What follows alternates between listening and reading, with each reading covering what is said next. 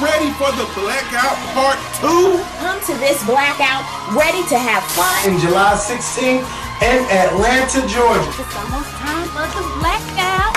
Hey, is you ready for the blackout? Hey.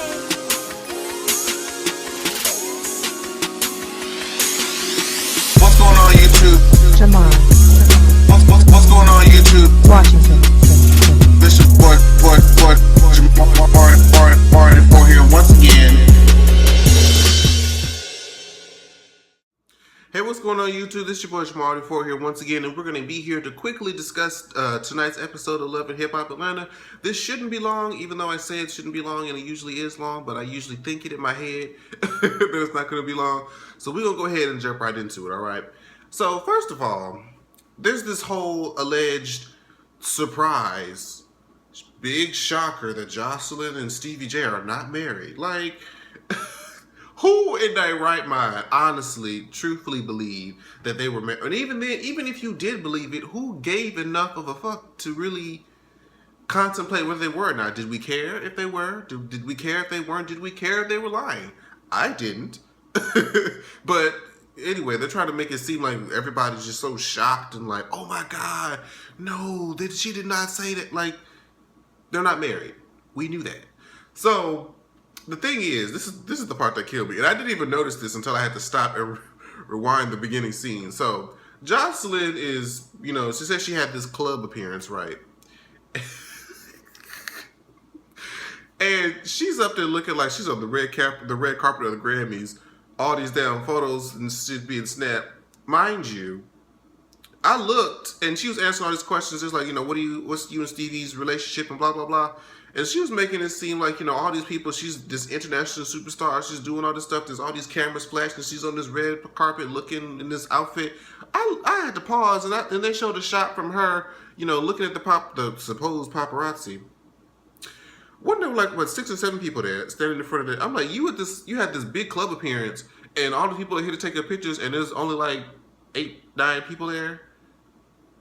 You this international superstar girl. And you know, Mona be having hella extras hired to make these scenes look bigger than what they are. And then you know they have to hire extras because there's no way, and I'm sure I've said this before, but sometimes these reality shows just really just like, are we supposed to be stupid? Are you trying to think that we're stupid? If, for example, take Mimi's party when, you know, Chris and Tommy and Tiara, they started fighting. Mind you, there are these people, these extra people in the background. These two bitches going at it, scratching each other, pulling each other, fighting. You got people over there that's still just minding their own business, looking at, you know, eating whatever food, drinking their drink, not even paying this fight no attention. If this was real, if this was real life reality, you see two bitches fighting, you gonna see people in the background doing like this. You gonna see people pull out their phone, shouting World Star. You know, you gonna see some real shit. But anyway, I'm veering off topic. That's I'm just like, Jocelyn, girl, there's like 6 people in here trying to take a picture, and you know half of them were hired by Mona's camera crew, so girl. Anywho, moving along to this whole situation that I guess Jock got himself into with Amber and this new J Nix character who's messing with Tiara, and now Amber wants to fuck Jock, and it's like, I mean, I guess that whole storyline or the whole purpose of them putting this in here is to kind of ask the question, okay, is it, if J Nix, I had to think about this because I kind of get confused. I confuse myself. So J Nix and Jock are friends. J Nix is dating or used to date, whatever the situation is, with Amber. Now Jock wants to hop on Amber because Amber is flirting with Jock. And the reason that Amber feels apparently so comfortable flirting with Jock is because her and J Nix are having, you know, a rough patch. Jock feels, you know, a type of way about the whole bro code, you know, of course, because this is your friend and this is your girl. You know, I can't fuck my friend's girl, but at the same time, J Nix is, you know, fucking with Tiara and saying that him and Amber aren't really all that right now anyway. So the question is Jock wrong for fucking Amber?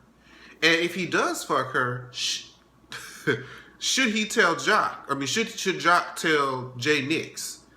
And if he does, should J Nix be mad about it?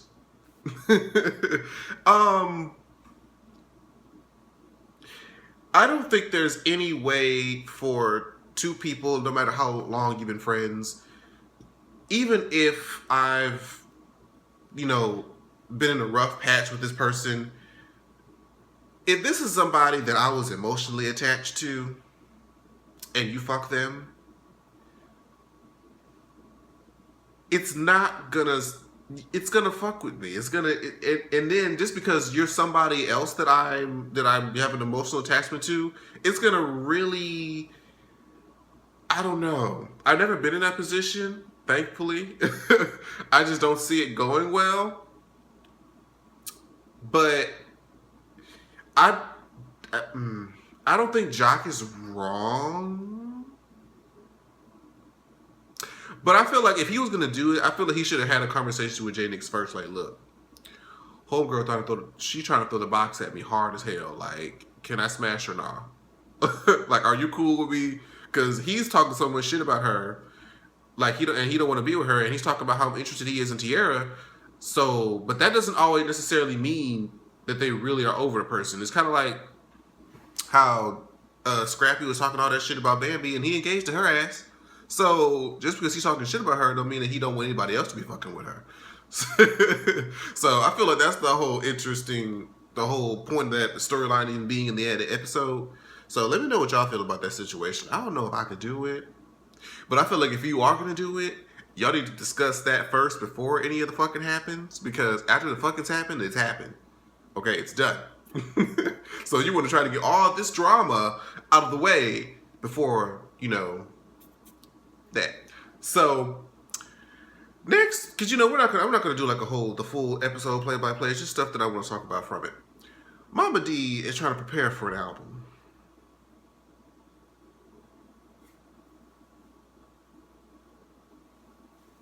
Why? For why?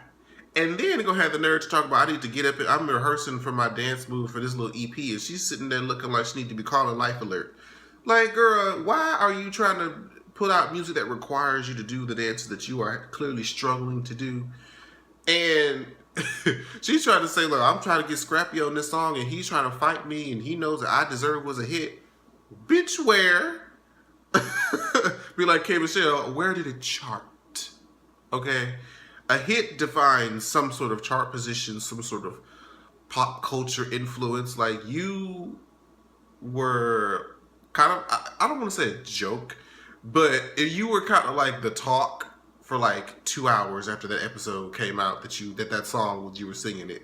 Like, you were the discussion for about 2 hours, and then people forgot about that song.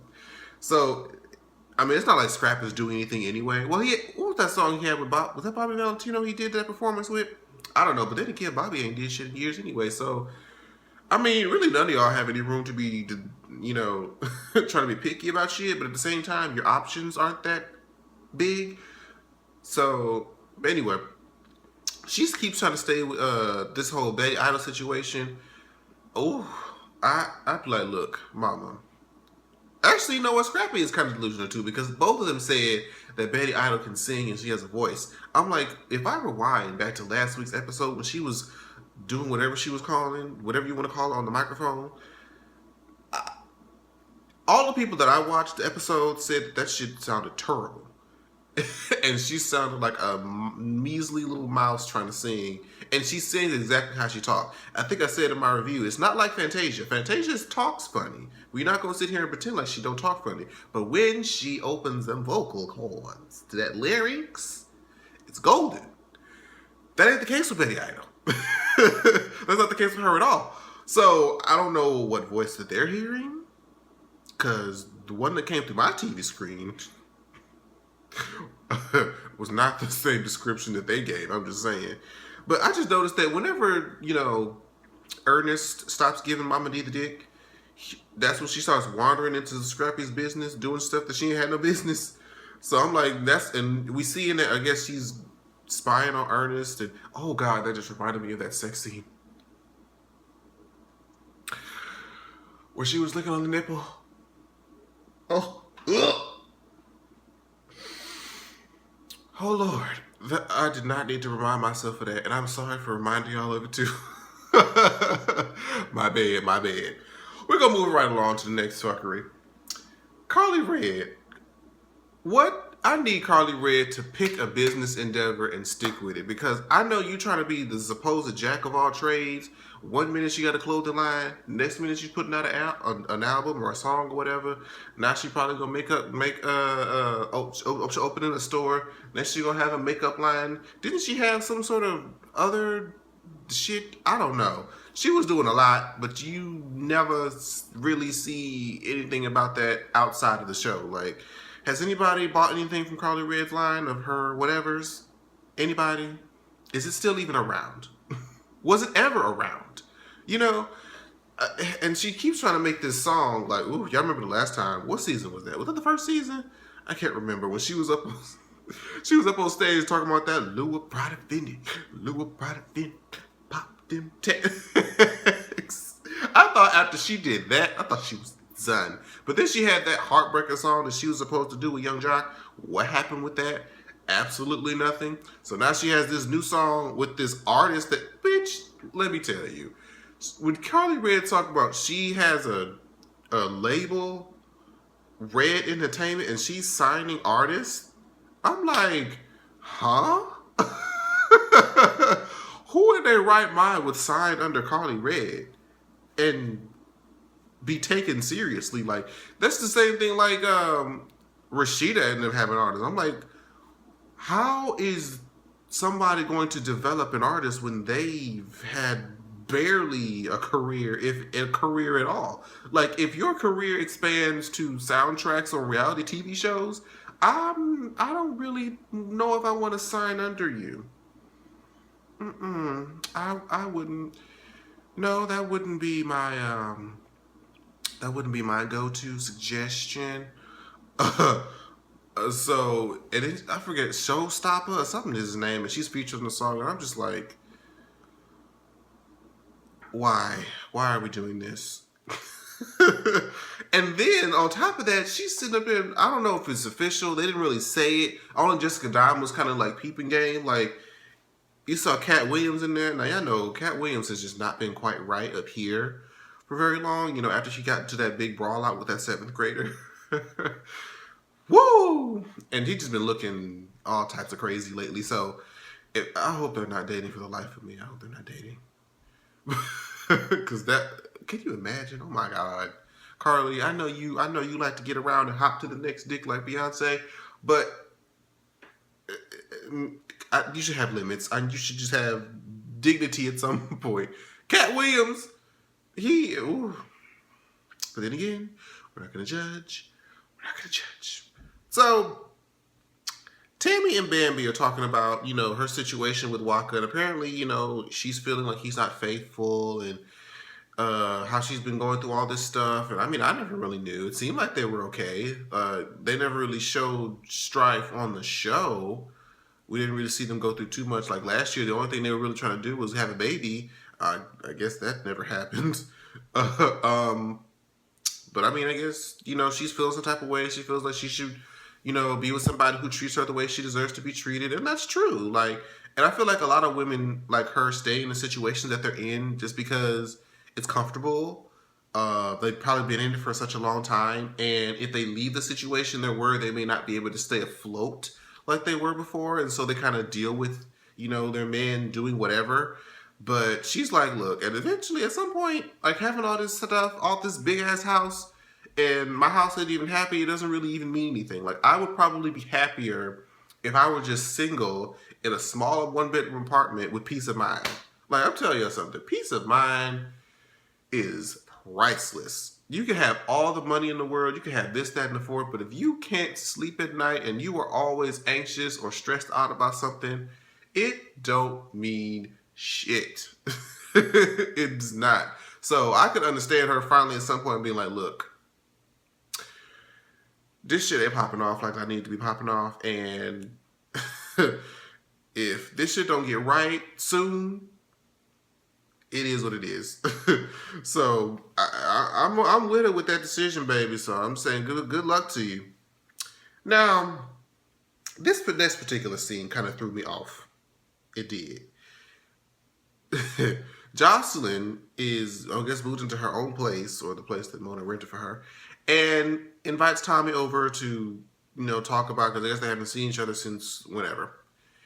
And Tommy proceeds to tell Jocelyn about how, how's she doing with Scrap, and how the last time that they saw each other, she told Scrap how she was gonna let Stevie J eat her pussy out and all this other stuff. And Jocelyn is listening to her like, wait a minute, bitch. Did I hear you correctly? Let me pull my hair back so I can hear you properly. What the fuck did you just say to me, bitch? Did you just say that you want my husband to eat you out? Are you sure that you saying this to the right person? Because I fuck you up. You know I will fuck you up. Did you not see the season 3 reunion? I will fuck you up. But then again, Tommy seemed like she about it too. So, you never know.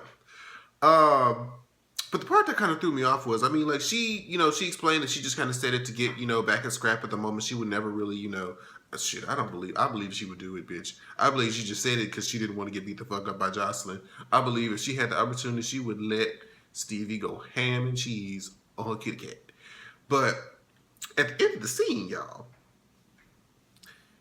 she was, she was talking about, I guess, they were talking about being on girl and shit, and how they haven't been getting dick, in a while, since neither one of them, are in stable relationships.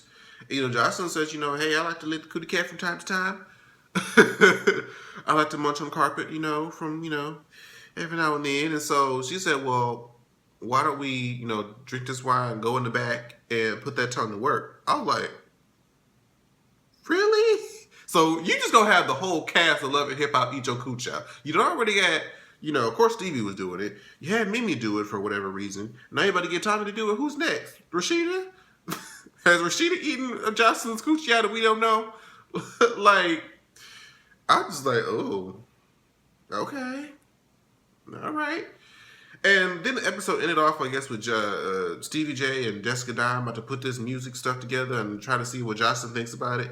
And I think he's probably just doing it just to get back at Jocelyn. Even though he's trying to say he got thick skin, he's trying to get back at Jocelyn. And Jessica Dime is probably the only other person who has like a big enough of a vendetta against Jocelyn that could probably actually make a song. Carly Red doesn't like Jocelyn right now either, but Carly Red is Carly Red. And Stevie saw her perform before, and it's like, So, that was pretty much the episode, you guys. Let me know what you guys thought in the comments below about any of the discussions that we talked about in this episode. And yeah, that's about it. And I will see you guys next time for another video. Bye-bye. Like, share, subscribe. Washington.